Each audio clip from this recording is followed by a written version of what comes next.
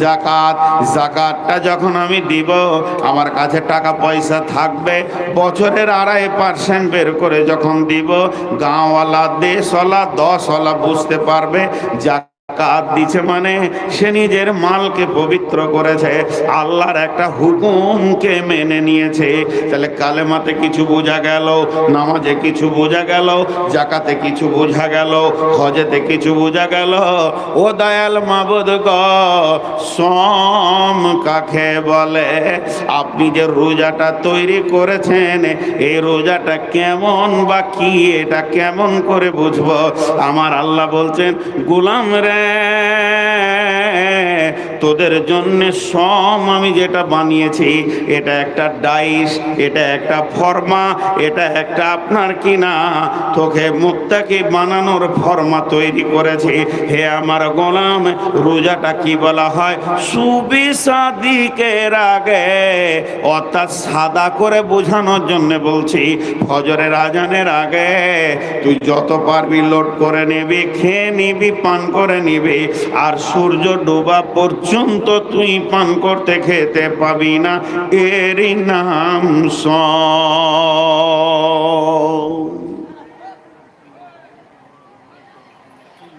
এরই নাম সম। আমরা বুঝে নিলাম এর নাম রোজা। খাবি? আল্লাহ 1 গিলাস পানি জানটা টানছে না, আল্লাহ আচ্ছা খাবো না, পান করব না, ভেদ ভেদ করে বকবো, গাঁওয়ালাকে নিয়ে একটু গিবত, পরনিন্দা, পরচর্চায় থাকবো না, খবরদার না। আল্লাহ ওগুলা বাদ দেন। আমি কোন বেটি ছেলের গায়ে হাত দিব না যে আমার গুনাহ হবে। যেটাকে আমি মহারানা দিয়ে বিয়ে করে নিয়ে এসছি, যেটা আমার হালাল, তো সারাদিন তো না খেয়ে আছি, তা একটু দুপুর থেকে আসর পর্যন্ত একটু গল্প গজলা করে গায়ে হাতটা দিয়ে কোনো রকম কাটিয়ে নেব না। আমি গায়ে হাত বললাম, ইশারায় বুঝেন। কিছু জিনিস কিছু বুঝে নিতে হয়। আল্লাহ বলছেন না, হালাল বিবিটাও না, ভাত হালাল, রুটি হালাল, মাছ হালাল, মাংস হালাল। হারামের কথা বাদ দেন, আমার পূর্বের বক্তা বলে গেল সুদ খাওয়া হারাম, ওটা তো কথা বাদই দেন, রুটিটাও হারাম, দিনে খেতে পাবি না। কোন ধরনের ইবাদত রে বাবা? ইবাদতের প্যাটার্নটা কেমন, ইবাদতের ডাইসটা কেমন? খবরদার খাবি না। খাচ্ছে না, আপনি খাবেন না, আমি খাবো না।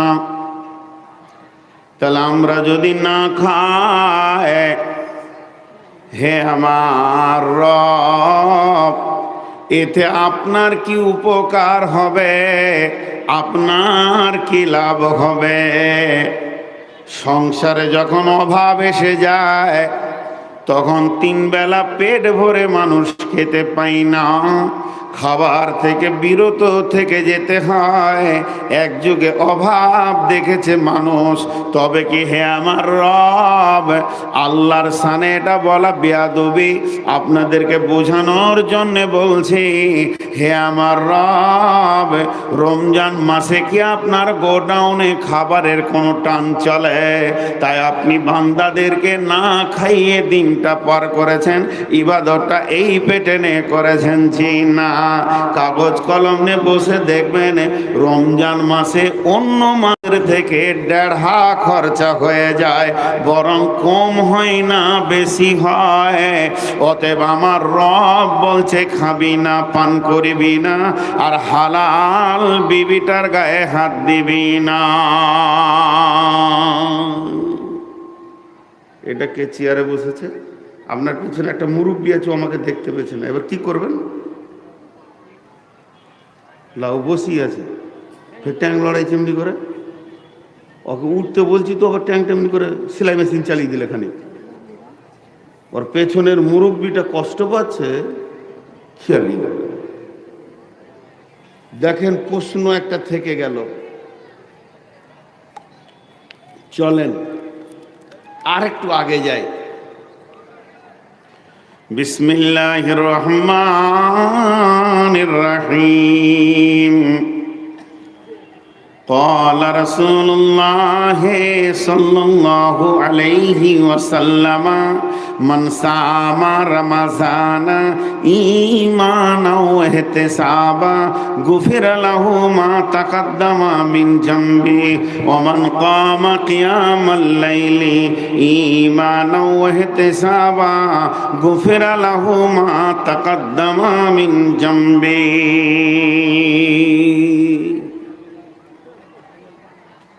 একটা উদাহরণ দিব, উদাহরণটা মন দিয়ে শুনলে সব প্রশ্নের উত্তর ওখানে ভ্যানিশ হয়ে যাবে। আপনাদের দিকে বাংলা ভাষা অনেক আছে, আমাদের দিকে বাংলা ভাষা নাই বললেই চলে, নাই চিমনি ভাটা। তো মাটি ঢেরি লাগা আছে, মাটি ট্রাক্টরে ঢেলে দিয়েছে, ইট বানাবে। মিস্ত্রি এসে ওই মাটিতে 2-4 বালতি পানি মেরে দিলে, ছেলেটা হারিয়ে গেছে। আহারে, তোরা ক ভাই রে? বিস্কুটও তো দিয়েছে। কি নাম? এই দেখেন ছেলেটা কার? কাঁদছে, নিয়ে যান। আহারে,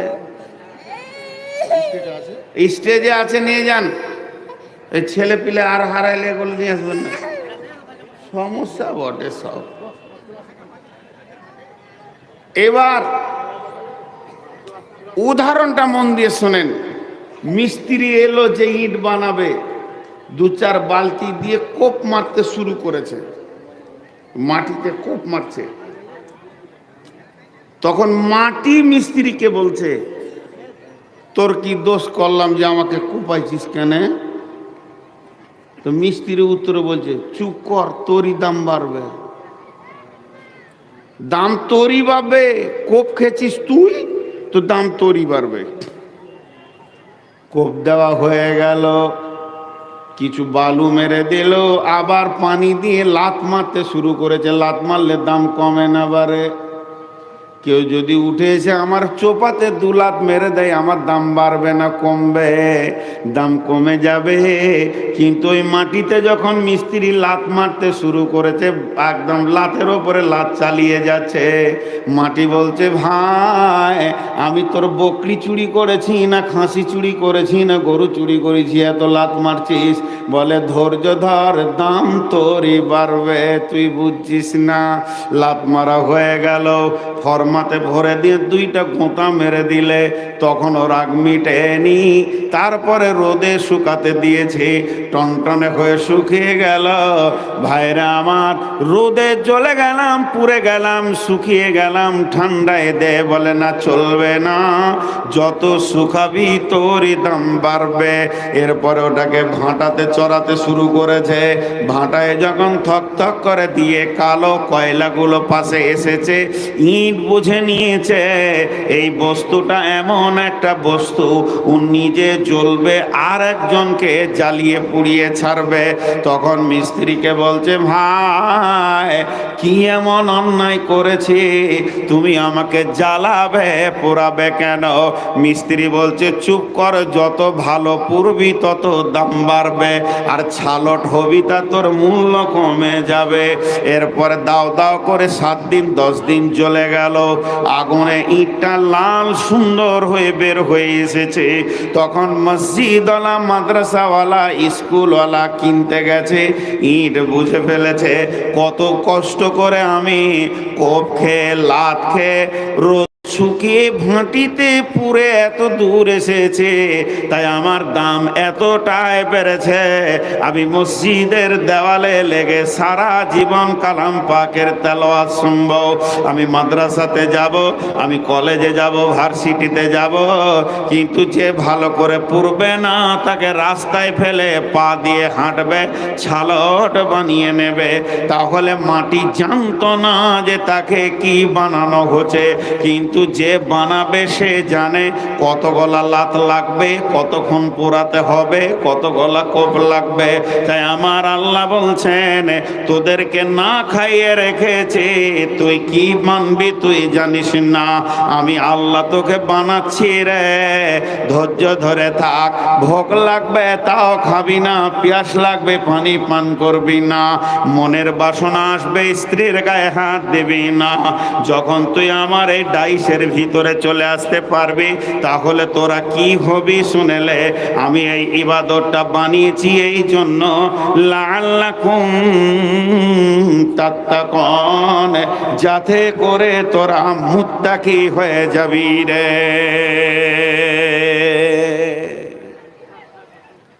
আমি রোজাকে এমন ফরমা তৈরি করেছি তোদেরকে মুত্তাকি বানানোর জন্য করেছি। তোরা হবি না, আমি বানিয়ে লিব। তোরা হবি না, আমি বানিয়ে লিব। জি, কিছু ট্যালেন্টেড শিক্ষক আছে যাদের কাছে বহু শিখার আছে। আমার একটাই মেয়ে যখন 3 বছর 3.5 বছর বয়স, প্রাইভেট দিয়েছিলাম ওকে একা। যিনি পড়িয়েছেন তিনি দুনিয়াতে নাই, অনেক বড় শিক্ষিত মানুষ, ভালো শিক্ষিত মানুষ ছিলেন, চলে গেছেন। তো একদিন আমার মেয়ের সঙ্গে ও কথা বলছে আর আমি শুনছি। আমাকে বললো 2টা সিলেট লাগবে, তাই দিব। 2টা সিলেট লাগবে তো দিব। তো একটা সিলেট ও লিখেছে এ। আমার মেয়েকে বলছে আজকে পড়াশোনা হবে না, ম্যাজিক খেলা চলবে, খালি কে জিততে পারে কে হারতে পারে। আমি সিলেটে কি লিখবো তোমাকে বলতে হবে। আমি লুকিয়ে লিখছি। লুকিয়ে লিখছে না, ওকে একটু টাড়া করে দেখাইছে যে উল্টিয়ে দিলে ছেলেটা। তখন আমার মেয়েটা বলছে বলতে পারবো বলতে পারবো, এটাতে এ আছে, মানে ওকে এ বলাবে। তো মাস্টার বলছে এ আছে, এটা তো শুনবো না, কি আছে তোমার সিলেটে লেখো তো। বাচ্চা ছেলে তো খেলে খেলে খেলে খেলে খেলে এত সুন্দর করে ওকে শিখিয়েছিল। ট্রেনিং প্রাপ্ত শিশু, ট্রেনিং প্রাপ্ত মানুষ ছিলেন। তুই যে 2 ঘন্টা পড়ছে এটাও ভাবতে পারতো না। তো আল্লাহ তাবারক ওয়া তাআলা বলছে তোদেরকে আমি মুত্তাকি বানাচ্ছি, তোরা ভাবতে পারছিস না, তোরা ভাবতে পারছিস না। আপার লেভেলের একটা গ্রেট মাল তৈরি করছি আমি। এর জন্য রোজাকে এইভাবে বানিয়েছি।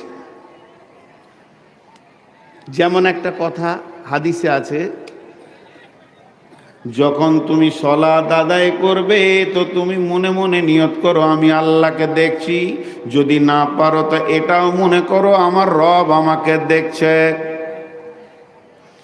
সালাত আদায় করার সময় তুমি নিয়ত করো যে আমার রবকে আমি দেখছি। যদি তা অত বড় আপার লেভেলের না হয়, তোর থেকে লোয়ার পার হচ্ছে, নিয়ত করো আমার রব আমাকে দেখছে। এটা হচ্ছে সালাতের ভিতরে মনের অবস্থা রাখতে হবে। আপনি ভুলে যাবেন, আমি ভুলে যাব। এর জন্য আমার নবী সালাতের ভিতরে তাকবীরগুলো এমন করে ফিটিং করেছে যাতে করে ওই যা ভাবটা, মনের ভাবটা যেন ভেসে ওঠে। সালাতের তাকবীর কি? আল্লাহু আকবার, আল্লাহু আকবার, আল্লাহু আকবার, আল্লাহু আকবার, আল্লাহু আকবার, আল্লাহু আকবার, আল্লাহু আকবার, আল্লাহু আকবার। সালাতের যত রুকুন চেঞ্জ করবেন খালি আল্লাহু আকবার শব্দ বলতে হবে, অন্য তাকবীর চলবে না। কিন্তু রুকু থেকে ওঠার সময় নবীজি আল্লাহু আকবারটাকে সরিয়ে দিয়ে একটা নতুন ভাষা দিয়ে দিলেন, সামি আল্লাহু লিমান হামিদা। তার মানে এটা বান্দা বলছেন সামি আল্লাহ, আমার আল্লাহ শুনছেন, হুলিমান হামিদা, সামি আল্লাহ, আমার ওই আল্লাহ শুনছেন। কি শুনছেন? লিমান হামিদা, আমি তার যা প্রশংসা করছি। তার মানে প্রতি রিকাতে একবার করে আল্লাহ হাজির আছে, আমরা জবান দিয়ে স্বীকার করি। আমাদের মন ধ্যান থাক আর না থাক, মন ধ্যান থাক আর না থাক, আমরা অটোমেটিক বলি। সলাটটা এমন ভাবে নবীজি ফিটিং করেছেন যে ওই হাদিসটার কাছে যেন ছাওয়া লেগে যায়, আমার আল্লাহ আমাকে দেখছে। এই কথাটা যেন হয়ে যায়। তার জন্য ওটা বলছে সামি আল্লাহু লিমান হামিদা। প্রতি রিকাতে একবার তুমি বলো তোমার আল্লাহ তোমার সামনে রয়েছে, তার স্বীকারোক্তি হয়ে যাবে। আর তুমিও বিশ্বাস করো যে আমার আল্লাহ আমার সামনে শুনছে, তাহলে সালাতটা কবুলিয়াতের প্ল্যাটফর্মে পৌঁছে যাবে। ওই রকম আমার রব এই সমকে রোজাকে এমন ভাবে সৃষ্টি করেছেন, এর পেটেনটা এত সুন্দর করে বানিয়েছেন, এই গলিতে যে ঢুকবে, এই জাইসে যে ঢুকবে, তাকে নতুন করে মুত্তাকি হতে হবে না, সে অটোমেটিক মুত্তাকি হয়ে যাবে।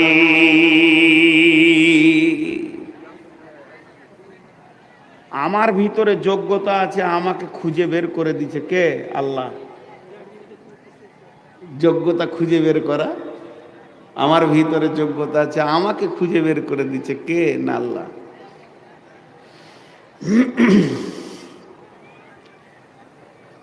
রমজান মাস রোজা রেখেছেন, হঠাৎ মায়ের অসুখ, ওষুধ আপনার গেছেন ধুলিয়ানে, ফার্মেসি বলছে গোটা ধুলিয়ানের চ্যালেঞ্জে ওষুধ পাবেন না, বহরমপুর যেতে হবে। মারলেন দৌড়।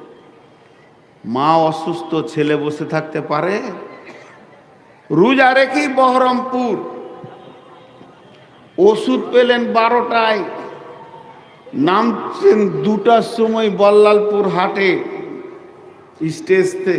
স্টেজ গাড়ি থেকে নেমে নদী পার হয়ে আপনি টোটো ধরে এসে বাড়ি ঢুকছেন, তখন হিস ফিসিয়ে মুখ লাল, এক গিলাস পানি নাই, এক ঢোক পানি নাই, সেই ভোরে খেয়েছেন, ক্লান্ত, গরম। বিবিকে ইশারা করে ডেকে বলছেন আজ তো একবার সাবমার্সেলটা চালিয়ে দে, লুঙ্গিটা নিয়ে তো গোসলটা করি। ঠোঁট শুকিয়ে গেছে। দেখেন মুত্তাকি কাকে বলে। আপনি গোসলে নামলেন, শাওয়ার পানি ঝরঝর ঝরঝর করে, শীতল ঠান্ডা পানি রানিং একদম সাবমার্সেবল মেনি থেকে আপনার মাথায় পড়ছে। বিবি আপনার লুঙ্গি গামছা ধরে দাঁড়িয়ে আছে, আপনি শরীরগুলোকে হাত দিয়ে দিয়ে মেসেজ করে মহিলাগুলো ছাড়াচ্ছেন, আর ওই ঠান্ডা পানিটা নাকের মুখের ওপর দিয়ে বয়ে ঠোঁটের ওপর দিয়ে যেন তার তরঙ্গ নিচে দিয়ে নামছে। যখন পানিটা ঠোঁটের দিকে আসে, তখন মুখটাকে আপনি আরো চেপে ধরছেন যাতে করে যেন ভিতরে না ঢুকে যায়। এটাকে পৃথিবীর কেউ জানে না। 3 ঘোঁট পানি যদি আপনি আমি খেয়ে নিই, আল্লাহ ছাড়া কেউ জানবে না। আমিটা যে ভিতরে পানিটা আসতে দিলাম না, এটা মানুষের ভয় নয়, এটা রবের ভয়ের জন্য করেছি। শুধু তাই নয়, এবার 2 রিকাত 4 রিকাত সালাত আদায় করলাম। সালাত আদায় করে ঘরের ভিতরে শুয়ে গেলাম, খাটের ওপরে ফ্যানটা হালকা করে ছেড়ে দিয়েছি, একটা ভিজে গামছাকে গায়ের ওপরে নিয়েছি, আর সহ্য হচ্ছে না। কিন্তু খাটের নিচে মাছ আছে, মাংস আছে, রুটি আছে, ভাত আছে, আর সামনে ফ্রিজে কোল্ড ড্রিঙ্কস আছে, কোকোকোলা আছে, থামস আপ আছে, ম্যাঙ্গো জুস আছে, ঠান্ডা পানি আছে, রসগোল্লা আছে, ল্যাংচা আছে, চমচম আছে, আর ঘরের দরজা লাগানো আছে, পর্দা টানা আছে, হুড়কা লাগানো আছে। পৃথিবীর কেউ জানবে না, যদি আপনি একটা পেট ভরে খেয়ে নেন কেউ বুঝবে না। তারপরও সামান্য ন্যূনতম মুখে আমি দিছি না, তো কেন? এর উত্তর হবে একমাত্র আল্লাহর ভয়। আপনার দিল তখন বলছে আমি রোজা তো বিবির জন্য রাখিনি, মায়ের জন্য রাখিনি, ভাইয়ের জন্য রাখিনি, ছেলে মেয়ের জন্য রাখিনি, আমি যার জন্য রোজা রেখেছি 1 ঘুঁট খেলে সেই আল্লাহ আমার রোজা কবুল করবে না। সেটা তো গেলই গেল। আপনি জওয়ান, বিবিও জওয়ান, 2 জন পাশাপাশি শুয়ে দুপুর বেলায় গল্প করছি, একটু হাসি খেলা করে সময়টা কাটিয়ে নিলাম, কিন্তু মনটা আর আমি গভীরে নিয়ে গেলাম না। কেন? আমার রব মানা করেছে ওই মেয়েটির গায়ে তুই হালাতে রোজাতে হাত দিবি না। তাহলে আমি ভাত থেকে বাঁচলাম, রুটি থেকে বাঁচলাম, মাছ মাংস থেকে বাঁচলাম, কোল্ড ড্রিঙ্কস থেকে বাঁচলাম, পানি থেকে বাঁচলাম। শুধু তাই নয়, নারীও থেকে নিজেকে বাঁচালাম। আমার আল্লাহ বলছে এবার তুই কাগজ কলম নিয়ে বসে যা রে বান্দা, আমি তোকে মুত্তাকি বানিয়েছি কি না তুই দেখ। কত সুন্দর তুই পরেজগার হয়ে গেছিস। রমজান মাসে বিবির সঙ্গে একটু হাসি খেলার কথা করে নিয়েছি রাত্রিতে, আমাকে সাহারি খেতে হবে, এর জন্য আমি ভোরবেলায় গোসল সেরে নিয়েছি। কারণ গোসল সেরে আমাকে নিতেই হবে রোজার জন্য সময় থাকলে। তাহলে আমার রব বলছে একটিবার ভেবে দেখ, আমি যেমনটা মুসলমান তোদেরকে চাইছি তোরা হয়েছিস কিনা।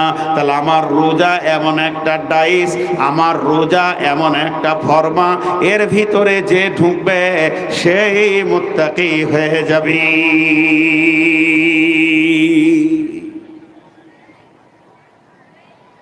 সেই মুত্তাকি হয়ে যাবে। আমরা মুত্তাকি হয়ে গেছি। আমরা মৌলানা আহমদুল্লাহ সাহেবের কাছে পড়িয়েছি, আব্দুর রহিম আব্দুল করিম মামার আব্বা নানা বলতাম। তো ওনার কাছে কোনো সবক যদি শিখতে যেতাম, ধরেন কথার জন্য বলছি, ছেলে বাচ্চা অবস্থায় পড়েছি ওনার কাছে, একবারে শিশু, আলিফ বা পড়েছি, আলিফ বা তা সা পড়েছি। তো কায়দা বুগদাদি পড়তাম তখন আমরা। তো কোনো জায়গায় লেখা আছে, ধরেন বলছি জারাবা, জজ জবর যা, বা জবর বা, রা জবর রা, জারাবা। তো ওইটা শিখতে গেছি, এটা পারছি না বলে দেন। তো উনি বলতেন না, উনি কি বলতেন, এটা কি রে ভাই, জজ, এর উপরে কি আছে জবর, কি হলো জজ জবর যা, তারপরে মাঝেরটা কি র, ওইটার উপরে কি আছে জাবার, তো র জবর কি হয় রা, তাহলে এই দুটা মিলালে কি হয় যারা। এইটা কি আছে বা, এর উপরে কি আছে রে ভাই জবর, তো বা জবর বা, তো কি হলো যারা বা। বিশ্বাস করলে বলতো আমি বললাম না তুই বললি, আমি বললাম না তুই বললি, আমি নিজেই বললাম। তো নিজে কেন চেষ্টা করছিস না? একটু চেষ্টা করবি, আল্লাহ রাস্তা দেবে। তো আমার ভিতরে ওইটাকে বুঝার মতো, ওইটাকে পড়ার মতো যোগ্যতা আছে। আমার চোখে আঙ্গুল দিয়ে আমার শিক্ষক বলছে তুই মেহনত করলি না বলি আমার কাছে সহজ করে চলে এসেছিলি শিখতে। মেহনত করলে তুই নিজেই পারবি। তেমনি আল্লাহ বলছে তোদের ভিতরে একটা যোগ্যতা আছে হারাম থেকে বেঁচে থাকার, আমি 1 মাস প্র্যাকটিক্যাল করে তোদেরকে রোজাতে দেখিয়ে দিচ্ছি। আমি এটা দেখালাম কেন? যখনই রোজা পার হয়ে যাবে, রোজা মাস পার হয়ে সওয়াল এসে যাবে, জিকাত জিলহাজ আসবে, মুহররম আসবে, সফর আসবে, তখন বাকি 11টি মাস কেমন ভাবে চলবে। প্রতি বছর 1 মাস তোদেরকে আমি ট্রেনিং করে দেব। মিলিটারিরা ট্রেনিং করে 6 মাসের আর 1 বছরের, আর তাদের চাকরি জীবন হয় সারা জীবনের। এ বাদামওয়ালা, এই তুই কি এটাকে ব্যবসা জায়গার ভাবছিস? থাপিটা লম্বা করে দিব। এত বড় মেলা পড়ে রয়েছে, ফের এখানে ভিতরে ঢুকছে, কিছু বলছি না তখন থেকে তো একবারে সামনে চলে আসছে, পেছনে ঘুরতে ঘুরতে সামনে চলে আসছে।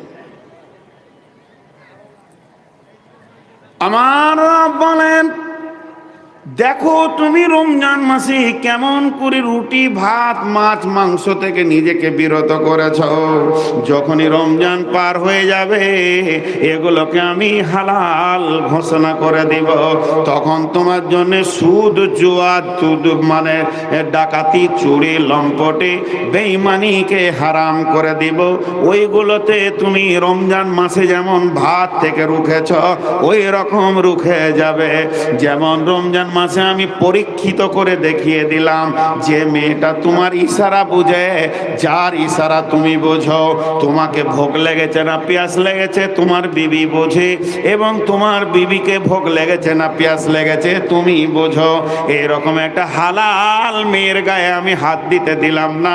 তুই 1 মাস হাত দিলি না, এখান থেকে তোকে আমি একটা ট্রেনিং করে দিলাম। যখন রমজান শেষ হয়ে যাবে বিবিটাকে সকাল বিকাল গালে ধরে চুমা খেয়ে নিবি। খবরদার শালীর কাপড় ধরে টানবি না, প্রতিবেশী মেয়ের কাপড় ধরে টানবি না, কারণ তোকে আমি দেখিয়ে দিয়েছি তোর ভিতরে একটা যোগ্যতা লুকিয়ে আছে, যাতে করে তুই এগুলো থেকে বাঁচতে পারবে। আমি রব তোকে সব দেখিয়ে দিলাম। অতএব হে মুমিন মুসলমান, তোমরা যখন রোজা রাখবে তখন তোমরা মুত্তাকি হয়ে যাবে। ইয়া আইয়ুহাল্লাযীনা আমানু, হে ঈমানদারেরা, কুতিবা আলাইকুমুস সিয়াম, তোমাদের জন্য আমি রমজান মাসের রোজাকে ফরজ করে দিলাম। কামা কুতিবা আলাল্লাযীনা মিন ক্বাবলিকুম, যেমন তোমাদের পূর্বপুরুষের উপরে করেছিলাম, লাআল্লাকুম তাত্তাকুন, যাতে করে তোমরা মুত্তাকি হতে পারবে। ফরজটা এই জন্যই করেছি যাতে করে তোমরা মুত্তাকি হয়ে যাবে, পরেজগার হয়ে যাবে। দেখেন আমরা রমজানে সকলে মুত্তাকি হয়ে যায়, তারপর আবার সেটা রাখতে পারি না। এবার হাদিসটা একটু বলে নি। বিশ্ব নবী বলছেন রোজার ব্যাপারে, আচ্ছা তোমরা বসবে কখন? ওই ওই তোমরা ওই টিপির টিপির করবে তো বসবে কখন? না তোমাদেরকে 1 ঘন্টা ছেড়ে দেবো, চুপ করে থাকবো?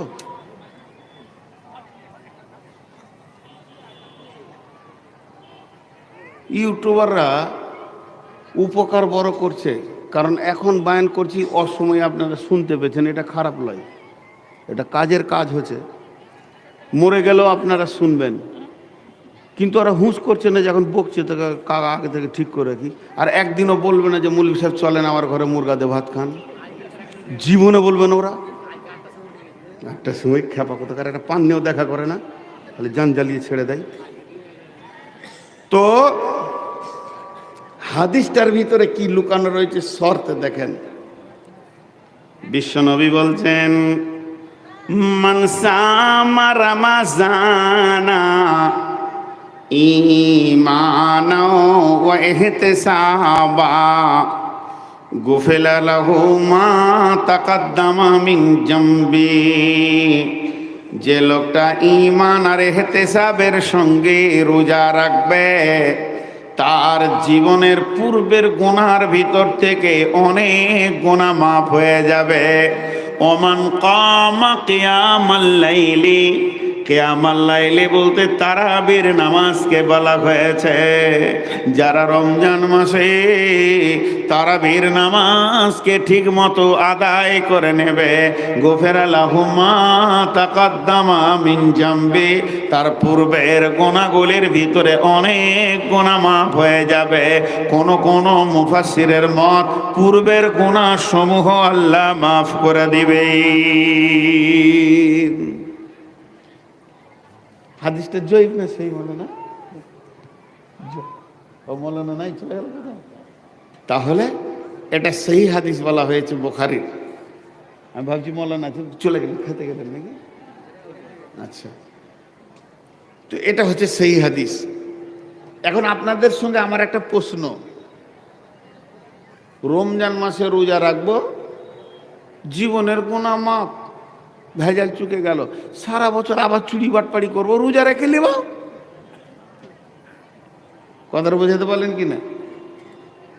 রমজান মাসে রোজা রাখলে যদি জীবনের গুনাহ মাফ হয়, যদি শব্দ ব্যবহার করলে গুনাহ হবে, কারণ রসুল বলেছেন মাফ হবে, তো হবেই। আপনার আমার এখানে মন্তব্য কিছু ঢোকানো যাবে না। আমি রমজানের 30টা রোজা যেমন করে নবীজি রেখেছেন অমনি করে রাখলাম, যেমন করে নবীজি তারাবি পড়েছেন অমনি করে তারাবি পড়ে নিলাম। আমার জীবনের গুনাহ মাফ, কেউ কেউ বলছে, আর কেউ বলছে অনেক গুনাহ মাফ। যাই হোক, মাফ হলো। তাহলে সারা বছর নামাজ পড়ো, যাকাত দাও, সুদ খায় না, চুরি করো না, ডাকাতি করো না, জেনা করো না, ব্যভিচার করো না, সাবধানে থাকবে, ডানে বামে যেন গুনাহ তোমার না হয়, এত আমার মানার কি দরকার আছে? আমি সহজ করে যেটা বুঝি, আমার মাথায় যেটা আছে সহজ ভাষা, সেটা কি?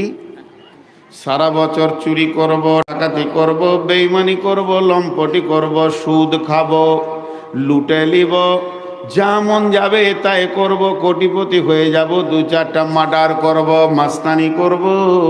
আর যেদিন পশ্চিম দিকে রমজানের চাঁদ উঠে যাবে, সুন্দর করে কেয়া সাবান দিয়ে গোসল করে মসজিদ ঢুকে যাব, ফেরেশতা বেনে যাব, 1 মাস আর কিছু করব না, ঈদ পরে নিব, আবার বের হয়ে যাব বেঈমানি লাইনে।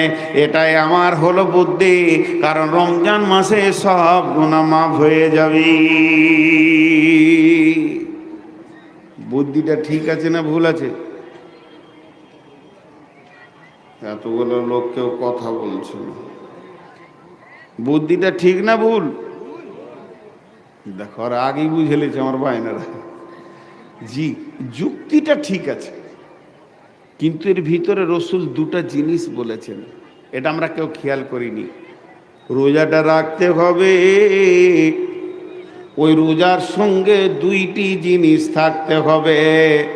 যে রোজার সাথে 2টি জিনিস নাই, ওটাকে রোজা বলা যাবে না।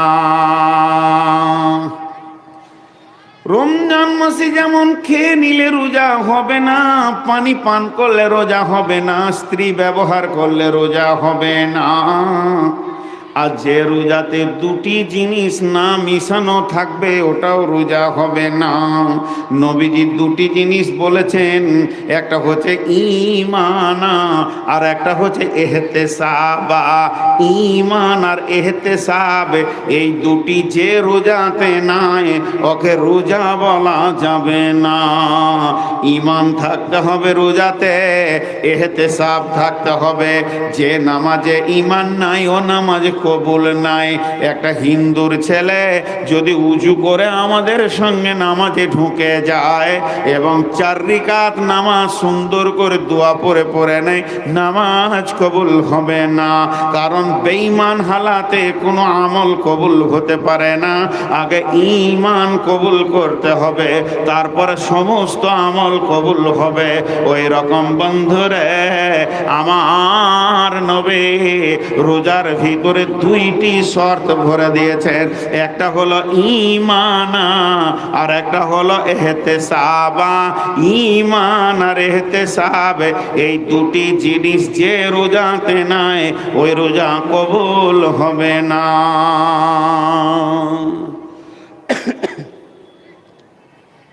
একটা উদাহরণ দিচ্ছি, হাত তুলে দোয়া, এটা করা জায়েজ না না জায়েজ ওটা আমি বলছি না, এটা উদাহরণ দিচ্ছি। মনে করলেন রমজান মাসে ইমাম সাহেব সবে কদর রাত একটু জেগেছে, তো কিছু যুবক গাঁয়ের লোক খুব নামাজ তসবিহ সালাতুত তসবিহ কি কি কি কি ইবাদত করে সারা রাত কাঁদছে, আল্লাহ মাফ করো, ভালো জিনিস, খুব ভালো জিনিস। এখন ইমাম সাহেবকে গায়ের যুবকরা ধরেছে, হুজুর আমরা তো বেশি দোয়া জানি না, তো আপনি কিছু দোয়া করে দেন তো আমরা আমিন আমিন করি। এখন এই রকম করা যাবে না যাবে মুফতিদেরকে শুধাবেন, ওটা আমি ফতোয়া দিচ্ছি না, আমি উদাহরণ দিচ্ছি বেঈমানরা কেমন হয়। এবার ইমাম সাহেব বলছি তাহলে সবাই হাত তুলেছি, শুরু করলে, এই আল্লাহ তুমি আমাদের রোজাকে কবুল করে নাও, আমাদেরকে মাফ করে দাও, ক্ষমা করে দাও, আমাদের মা বাপদেরকে মাফ করে দাও, আমাদের ঋণ শোধ করে দাও, অভাব দূর করে দাও, মাবুদ গো যারা অসুস্থ আছে তাদেরকে সুস্থ করে দাও। হে আল্লাহ আমাদের ভিতরে অনেক লোক এমন আছে, আমরা জেনা করেছি, চুরি করেছি, মিথ্যা কথা বলেছি, বেঈমানি করেছি, চুগলখড়ি করেছি, মাবুদ তুমি মাফ করে দাও। অঝর নয়নে সবাই কাঁদতে শুরু করেছে, আল্লাহ মাফ করে দাও, সৌভাগ্য রমজান পেয়েছি, আল্লাহ মাফ করে দাও। ইমাম সাহেব কাঁদছেন, মজ্জেন কাঁদছেন, হাজি সাহেব কাঁদছেন, গাজী সাহেব কাঁদছেন, ডাক্তার সাহেব কাঁদছেন, মাস্টার সাহেব কাঁদছেন, মুসল্লিরা সবাই অঝোর নয়নে কাঁদছে। এর ভিতরে একজন বসে আছে, সে খালি সুখা আমিন বলছে আমিন, আর মনে মনে বলছে কবুল হতেও পারে নাও পারে। আল্লাহ বলছে বেঈমান রে, তোর এই জিনিসটা দিলের ভিতরে কেমন করে এলো, কবুল হতেও পারে না পারে, আল্লাহর ব্যাপারে এই ধারণা করা যাবে না। সেই হাদিসের মধ্যে আছে, আমার রব বলছে বান্দা আমাকে যেমন ধারণা করবে আমি তার সাথে সেই রকম ব্যবহার করব। অতএব তোর ধারণা থাকবে আমার নামাজ কবুল হবে, আমার রোজা কবুল হবে এবং আমার জীবনের গুনাহ মাফ হবে। হাজি আমি মৌলভী সাহেব মানুষ, আরো 4-5 জন মৌলানা আমার সঙ্গে গাড়িতে বসে আছে, আর ইফতারের 20 মিনিট আগে শ্বশুরঘর ঢুকে পড়েছি আমি, কোনো ফোন নাই কিছু নাই। তা আমার শ্বশুর আমাকে দেখে আর এই মৌলভীটিকে দেখে চুমকে উঠেছে। কি করব রে, সব দিন তো সবারই ঘরে ভালো খাবার থাকে না, তো মনে মনে করছে যে জামাই একটা ফোনও করলে না, আসলে তো আগে থেকে ব্যবস্থা করতাম। আচানক ঢুকে গেছে, আমারও ছিল না কথা ঢোকার, ঢুকে গেছে। 4টা শালা চারদিকে দৌড়লো। আমার শ্বশুর বললে একদম, এই তুই মুরগি লিয়ে আই, তুই ফল নিয়ে আই, তুই মুড়ি টুড়ি চপ পেঁয়াজি নিয়ে আই, এই তুই মিষ্টি নিয়ে আই। 4টা বহু চারদিকে দৌড়ছে, একজন থালা হাঁড়ি ধুতে লাগলো, একজন শরবত করতে লাগলো, একজন তাড়াতাড়ি করে একটা তরকারি বানাতে লাগলো, পেঁয়াজ টেঁয়াজ রেডি করছে, মুরগি আসছে, মানে কি। আর আমার শ্বশুর, আমার শাশুড়ি বুড়ি মানুষ, সেও একটা বটি নিয়ে বসে পড়েছে। আর আমার শ্বশুর খালি বারান্দায় পাইচারি করছে আর বলছে, উফ কি করে সম্মান রাখি রে কি। তার মানে আমার আগমনে, আমার বন্ধুদের আগমনে আমার শ্বশুর বাড়ি যেটা স্থির হয়ে তারা বসেছিল হঠাৎ চঞ্চল হয়ে গেল, দরাদরি লেগে গেল। তাহলে তারা আমাকে কত ভালোবাসে। সেই লোকগুলি তো বসে বসে গল্প করছে না, ভাই কিছুই তো ব্যবস্থা করতে পারলাম না, খালি ঘন ঘন বলছে, তা তো নয়। তারা বাইক নিয়ে বেরিয়ে গেল, নিশ্চয়ই তারা ব্যবস্থার জন্য বেরিয়ে গেছে। আর এই অবস্থায় আমি হেড মৌলানাকে বলছি আমতলার, হুজুর এমন ঘরে বিয়ে হয়েছে, খেতে দিতেও পারে না পারে, এটা যদি আমার শ্বশুরের কানে পড়ে যায় তাহলে আমার শ্বশুরের কলিজাটা খান খান হয়ে ফেটে যাবে। বলবে, রে বেঈমানের বাচ্চা, তোর আগমনে আমার 4টা ছেলে চারদিকে বেরিয়ে গেছে, আমার বৌমারা পাগল হয়ে গেছে, আমার বিবিটাও পাগল হয়ে গেছে। এই অবস্থায় তোর মনে এটা ঢুকলো কি করে, খেতে দিতেও পারে না পারে। অতএব বন্ধুরে, পৃথিবীতে যখন রমজানের আগমন ঘটে তখন আসমান জগৎ তোলপাড় লেগে যায়, জান্নাতকে সাজানো হয়, জাহান্নামের দরজায় তালা মেরে দেওয়া হয়, বা শয়তানকে বন্দী করে দেওয়া হয়। গোটা আসমান জগৎ, ফেরেশতা জিবরাইল মিকাইল যেন দরাদরি লেগে গেছে। আমার রব বলে, রে আমার গোলাম ফেরেশতা, আমার সামনে গুনার দপ্তরগুলো নামিয়ে দে আমার গোলামদের। আমার গোলামরা রোজা রাখবে আর আমি গোটা মাস তাদের মাফ নিয়ে ব্যস্ত থাকবো রে। আমার আল্লাহ মাফের জন্য নতুন কেবিন তৈরি করে দিয়ে ব্যস্ততায় পড়ে যায়। আর এই অবস্থায় যদি কোনো গোলাম মনে করে আমার রোজা কবুল হতে পারে না পারে, এর মতো বড় বেঈমান আর পৃথিবীতে হতে পারে না। আমার আল্লাহর দিলে অনেক চোট লেগে যায়। গোলাম রে, তোর মাফের জন্যই আমার এত বড় আয়োজন, আর তোর দিলের ভিতরে কেন এত নোংরা কথাটা ঢুকে রয়েছে, এটাকে তুই দিল দিয়ে সাফ করে দে। এর জন্য বিশ্বনবী বলছেন, যখন রমজানের আগমন ঘটে যায় তখন জেনে লাও আল্লাহর মাফের আগমন ঘটে যায়। অতএব তুমি ঈমানের সঙ্গে রোজা রাখবে। ঈমানটাকে সারা বিশ্বের কার রোজা কবুল হলো আর না হলো এটা আমার দেখার দরকার নাই, আমার রোজাটা কবুল হবেই, এটা 100% বিশ্বাস রেখে তুমি রোজা শুরু করে দাও। আমার রবের নবী বলছেন, তোমার পূর্বের গুনাহ মাফ হয়ে যাবে।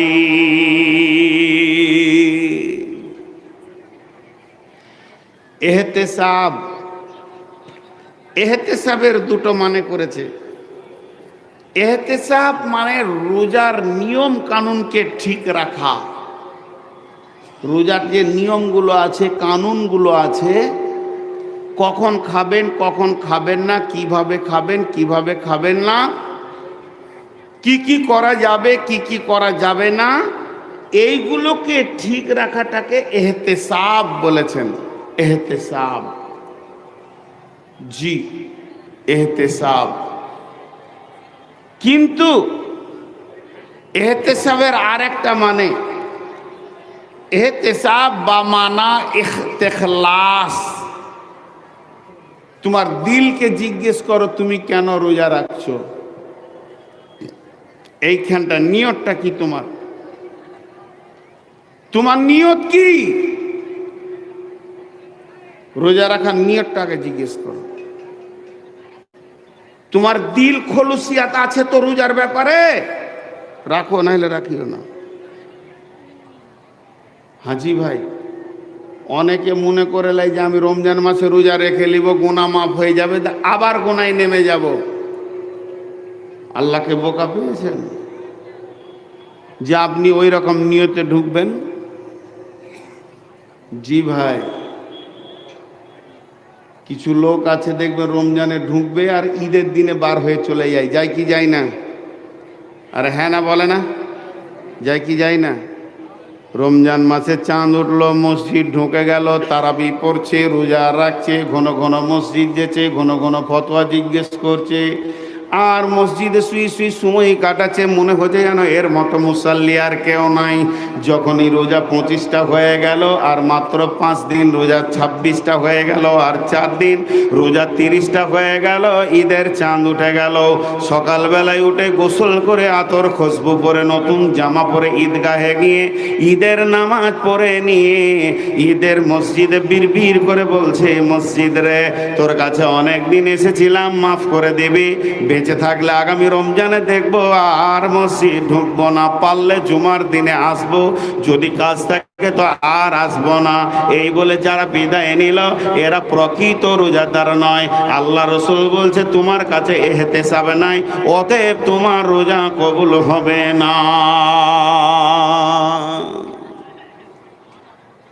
এইরকম লোক আপনাদের এলাকায় আছে? এই মৌলানা, ওই আমার পরে কে আছে? হ্যাঁ, নিয়ে আসেন,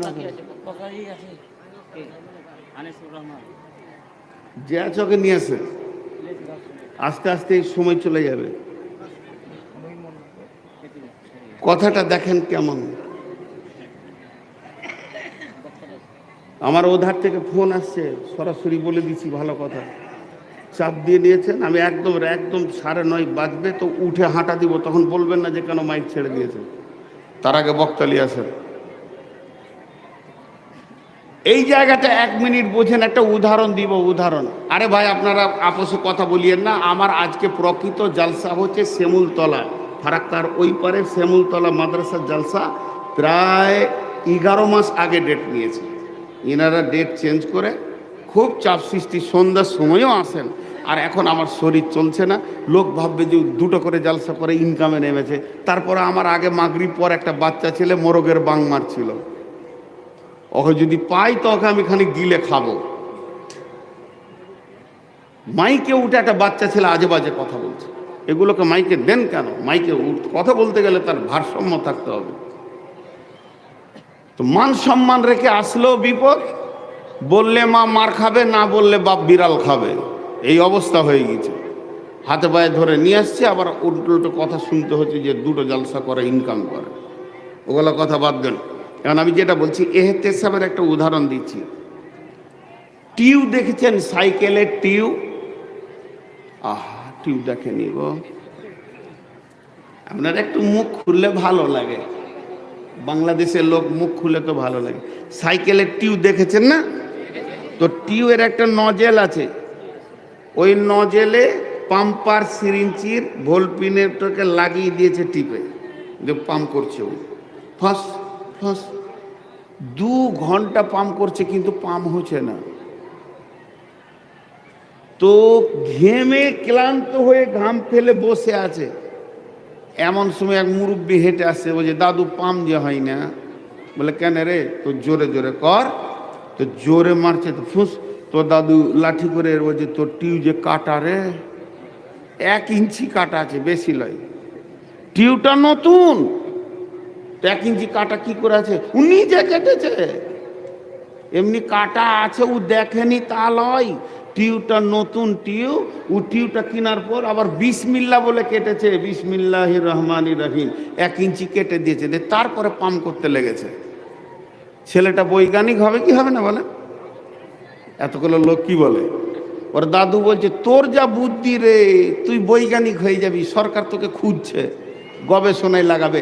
টিউ কেটে দিয়ে পাম্প করিস তুই। কথাটা বোঝাতে পারলাম? টিউ কেটে দিয়ে পাম্প করলে পাম্প হবে? জোরে বলেন, হবে? কতদিনে হবে?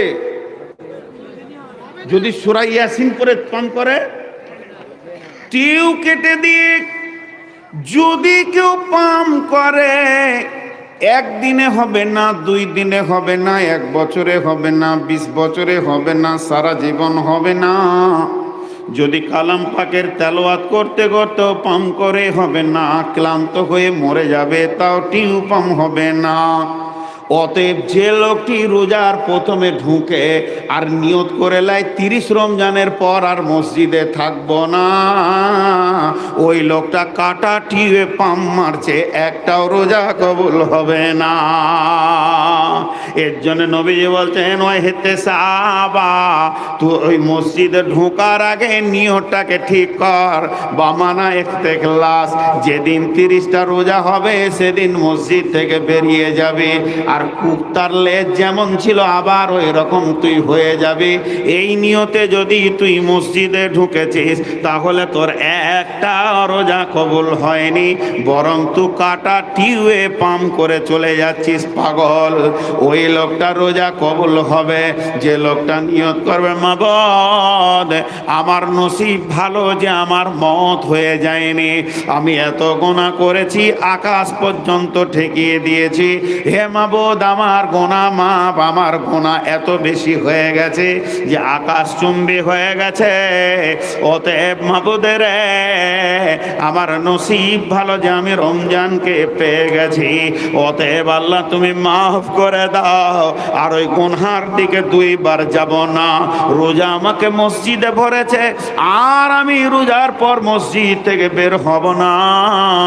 হে মাবুদ এটা আমার বড় নসিব, আমি মসজিদ পেয়েছি, আল্লাহ পেয়েছি, আর মসজিদ থেকে বের হব না। নবীজি বলছেন, হে উম্মা তুমি নিশ্চিত হয়ে যাও, তোমার বিগত জীবনের গুনাহ মাফ হয়ে গেছে।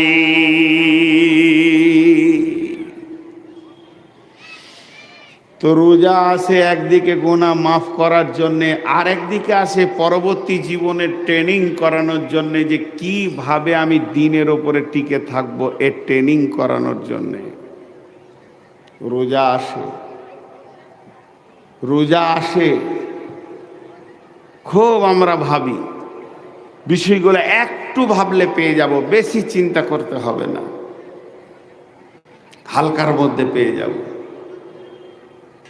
রমজানে সব মসজিদে ভিড় লেগে যায়, আর এই ভিড় দেখে কত মানুষ আনন্দিত হয়, খুশি হয়, যে মাশাআল্লাহ মাশাআল্লাহ, জমশেদ ঢুকেছে, খলিল ঢুকেছে, হবিব ঢুকেছে, কালু ঢুকেছে, ভুট্টু ঢুকেছে, জমিরুল ঢুকেছে। কিন্তু যে মাল কটা চিটিংবাজ কেউ বুঝতে পারে না, একমাত্র আল্লাহ বুঝে। জি, আমি সন্ধ্যার সময় হুঁস করে শ্বশুর বাড়ি ঢুকছি মোটর সাইকেলে, আর আমার বড় শালা আমাকে দেখো, অবাক, কি হলো জি, হঠাৎ এরকম কোনো খবরই নাই, হঠাৎ করে চলে আসলে কেন? তা আমি বলছি, ভাই আমি খুব সমস্যায় পড়ে এসেছি, আমি খুব সমস্যায় পড়ে এসেছি। রোড সাইডে আমার বাড়ির সামনে একদম 3 কাটা 4 কাটা জায়গা বিক্রি হচ্ছে, 4-5-এ 20 লক্ষ টাকা আমার সঙ্গে কথা হয়ে গেছে, আর লোক ওটা 6 লাখ করে দিয়ে দাঁড়িয়ে আছে। শুধু আমি বয়না দিয়েছি বলি ওর দাম বাড়াতে পারছে না, তো বলছে রাতের মধ্যে যদি টাকা দিবি তো তোকে দিব, না হলে দিব না, চাপ সৃষ্টি করেছে। আমি ওকে 15 লাখ দিয়েই ফেলেছি এধার ওধার করে, শুধু 5 লাখের জন্য আপনার কাছে আসলাম। টাকা আমার আছে ব্যাংকে, কিন্তু এখন রাতে যাব কোথা? কালকে আবার শনিবার হাফ ব্যাংক, পরশু দিন ছুটি। তো তোমাকে আমি কথা দিচ্ছি ভাই, শালাকে বলছি, ভাই তোমাকে কথা দিচ্ছি, একদম সোমবার দিন টাকা তুলে তুমি না থাকলে ভাবির হাতে দিয়ে যাব। পাক্কা ইমানদারি কথা বলছি, মৌলবি সব মানুষ লম্বা পাঞ্জাবি টাঞ্জাবি পরে, এটা মুখে বলছি, আর ভিতরে কি বলছি জানেন? শালা খালি টাকা দিয়ে দেখ, 20 বছর তোর গোষ্ঠীকে ওদিকে পা দিতে দিব না, তোর বহিন আছে আমার কাছে, কি চাইলি? ও বুঝতে পারলে না, টাকা দিয়ে দিলে ফেসে গেল। এরকম করে শালাকে ভাসানো সম্ভব।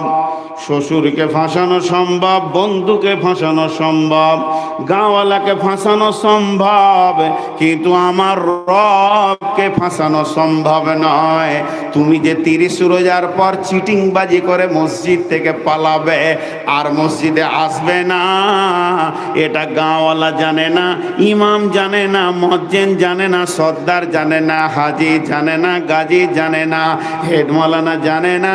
আমার রব বলছে আমি জানি এ চিটিংবাজ আজকে ঢুকেছে, 30 রমজানের পর ওকে আর খুঁজে পাওয়া যাবে না।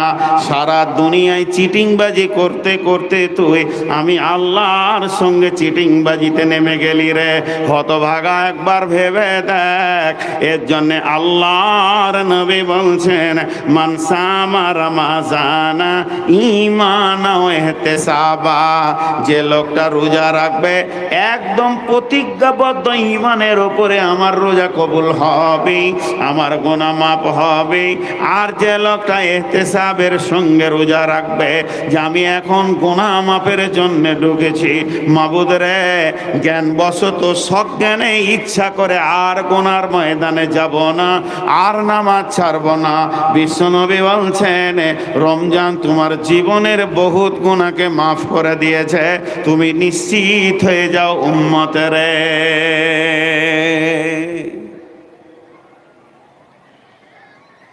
আমরা রমজান মাসটাকে খালি জানি রোজার মাস, ওইটাই প্রচলন বেশি হয়ে গেছে।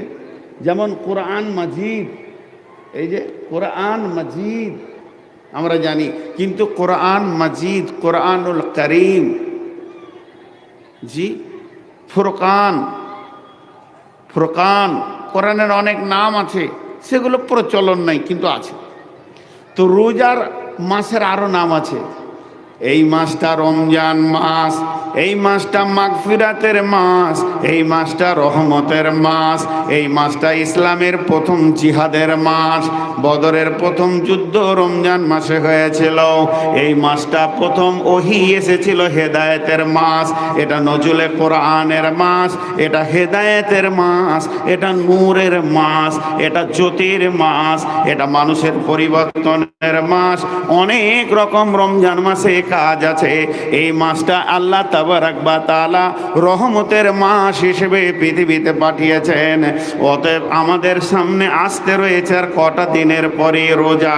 তো বিশ্বনবী এই রোজা মাসের জন্য এত সুন্দর করে আমাদেরকে বলে দিয়েছেন, তোমরা ওমান কামা কিয়ামাল লাইলে, কিয়ামাল লাইলে বলতে লাইলাতুল কদর বলা যায়, আর কিয়ামাল লাইলে বলতে আপনার কিনা প্রতিদিনের তারাবিকে বলা যায়। তারাবিকে বেশি বোঝাচ্ছে। ইন্না আনজালনাহু ফি লাইলাতিল কদরি ওয়া মা আদরাকা মা লাইলাতুল কদরি, লাইলাতুল কদরি খায়রুম মিন আলফি শাহর, তানাজ্জালুল মালাইকাতু ওয়ার রূহু ফিহা বিইذনি রাব্বিহিম মিন কুল্লি আমর, সালামুন হিয়া হাত্তা মাতলাইল ফজরে। হাজার মাসের থেকেও ভালো। ইসলামের সওদানি আসলো ধারায় রমজান, ভোরের আগে নিয়ত বান্ধ, ভুল করো না মুসলমান। ইসলামের সওদানি আসল ধারায় রমজান, ভোরের আগে নিয়ত বান্ধ, ভুল করো না মুসলমান। রমজানের 30 রোজা মাফ হবে তোর গুনার বোঝা। রমজানের 30 রোজা মাপ হবে তোর গুনার বোঝা। মাসুম শিশুর মতো আল্লাহ জীবন তোমায় করবে দান। ইসলামের সাউদানিয়ে আসল ধারায় রমজান। ভোরের আগে নিয়ত বন্ধ ভুল করো না মুসলমান। এই মাসেতে একটি রাত্রি শবে কদর নামটি যার, হাজার মাসের সেরা সেরাত ঘুচাই পাপীর দুঃখ ভার। এই রাতেরই উপাসনা আল্লাহর প্রিয় নজরানা। এ রাতেতে নাজিল হলো নবীর উপর পাক কুরআন। ইসলামের সাউদানিয়ে আসল ধারায় রমজান। ভোরের আগে নিয়ত বন্ধ ভুল করো না মুসলমান। রোজাদারের দুইটি খুশি, একটি খুশি ইফতারে, অপরটি হায় আল্লাহর দিদার রোজ হাসরের প্রান্তরে। জিনা পায়ে ধরেছি, এখান থেকে উঠে চলে যাবো, আমাকে যদি কেটে দেয় তাও চলে যাবো। ও বেঈমান আমার সঙ্গে বেঈমানি করছে। হাজি ভাই, একটা মানুষের পায়ে ধরছি আমি, পায়ে, এই পা দুটা এই আলমের, যে আমি 9:30 বেশি দিব না, তারপরেও মানছে না। আমি একটা আলিম বটি, 2 দিনও মাদ্রাসায় পড়েছি, তুই মূর্খ বলতে বাধ্য হচ্ছি। আবার বলছে 45, 4 দিন থেকে আমার পেছনে লেগে আছে। তোর সম্মানে আমি এসেছি, আবার বেজ্জতি করবি তুই? আমার আর এক জায়গায় একটা আছে, আমি রুখি, আমার হাত পা কাঁপছে, তোর সম্মানে এসেছি, তুই সম্মানের ব্যক্তি লস।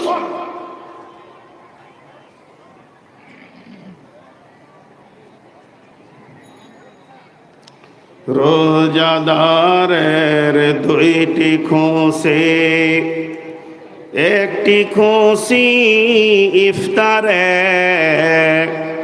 অপরটি হায় আল্লাহর দিদার রোজ হাসরের প্রান্তরে।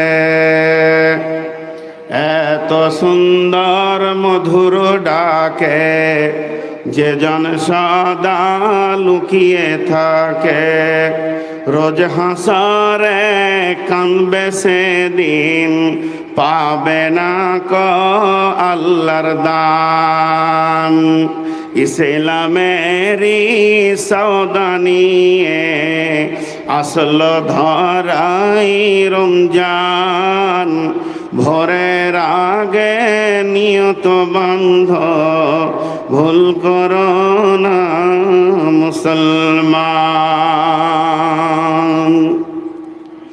বেহেশতেরি 8 দরজা, রাইয়ান নামে একটি দ্বার, সে দ্বারেতে ঢুকবে কেবল যারাই আল্লাহর রোজাদার। রোজাদারের মুখের ঘ্যান মৃগনাভীর খুশবু সমান। তাই তো এদের এত আদর করেন প্রভু রহমান। ইসলামের এই সওদা নিয়ে আসল ধারায় রমজান ভোরের আগে নিয়ত বন্ধ ভুল করো না মুসলমান।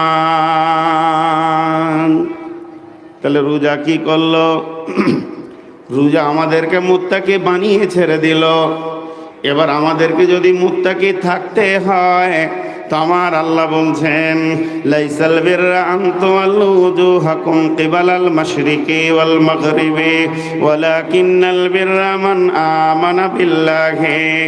ওকে ঈমানদার বলা যাবে না, ওই ব্যক্তিকে ঈমানদার বলা যাবে না সে খালি পূর্ব পশ্চিমে সাজদা করে দেবে, তাকে ঈমানদার বলা যাবে না।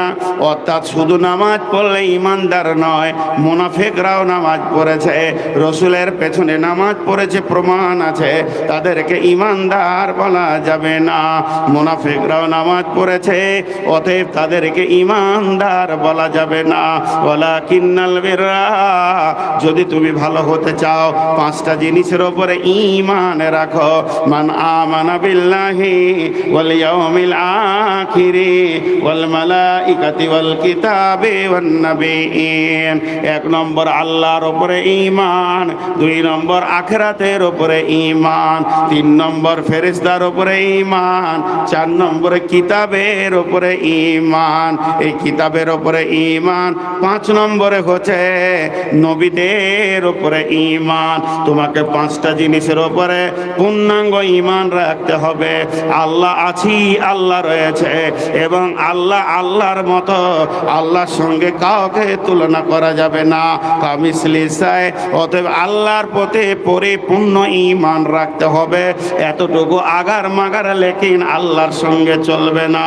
ওয়াল ইয়াউমিল আখিরি ওয়া বিল আখিরাতি হুম ইউকিনুন। সূরা বাকারার প্রথম রুকুতে আছে তোমরা আখিরাতের উপরে দৃঢ় বিশ্বাস রাখো।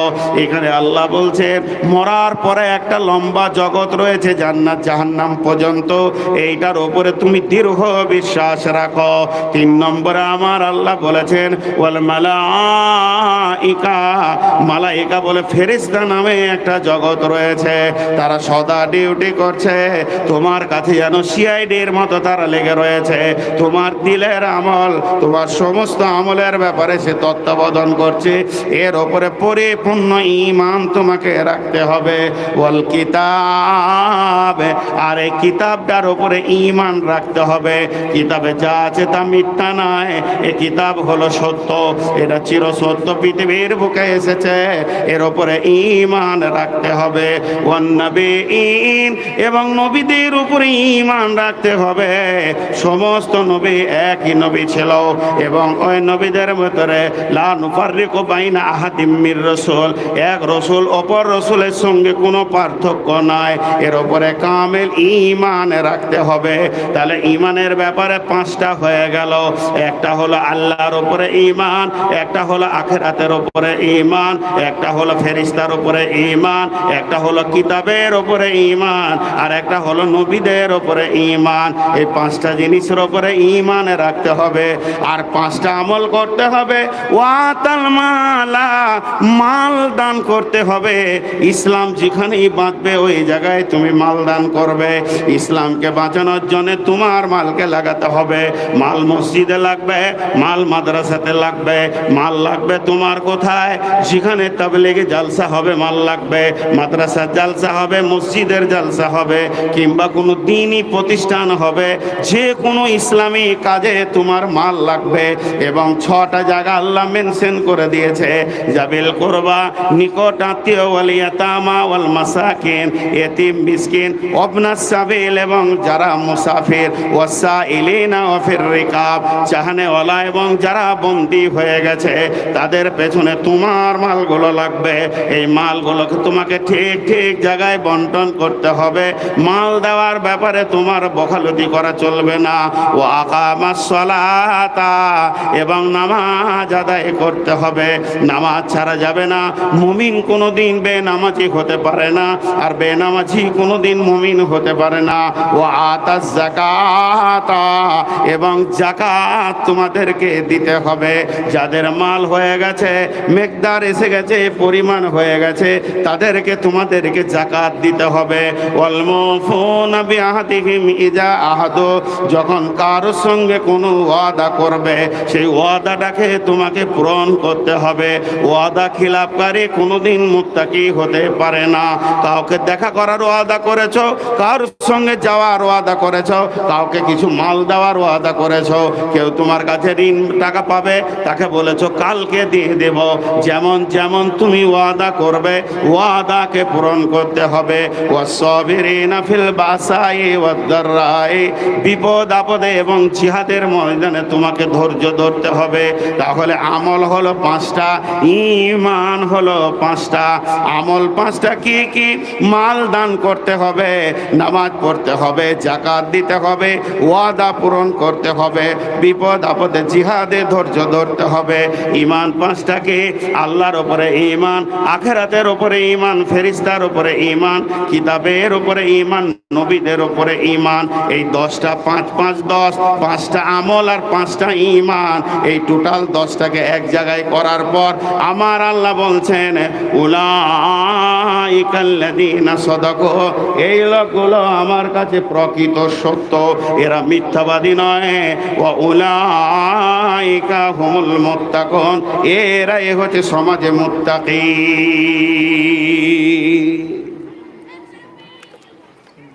হে আল্লাহ, টোটাল বক্তব্যটা 2 মিনিটে বলবো। শুরু থেকে এই পর্যন্ত যা আমি বলেছি,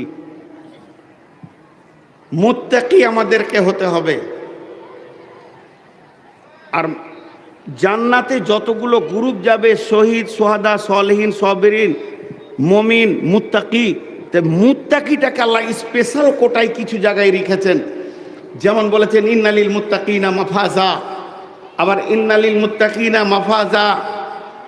আরো যেমন বলেছেন জালিকাল কিতাবুল লা রাইবা ফীহি হুদাল লিল মুত্তাকিন, আমার কিতাবের পূর্ণ হক এবং বুঝতে পারবে মুত্তাকিরা। এইভাবে কোরআনে অনেক কথা বলেছেন, মুত্তাকিদের ফার্স্ট কোটা রেখেছেন। তা সেই আল্লাহ তাবারাক ওয়া তাআলা বলছেন মুত্তাকিটা আমি এত বেশি গুরুত্ব দিই যে আমি মানুষকে মুত্তাকি বানিয়ে নিই, আমি মানুষকে মুত্তাকি বানিয়ে নিই। মানুষ মুত্তাকি হতে না চাইলেও আমি মানুষকে মুত্তাকি বানিয়ে নিই।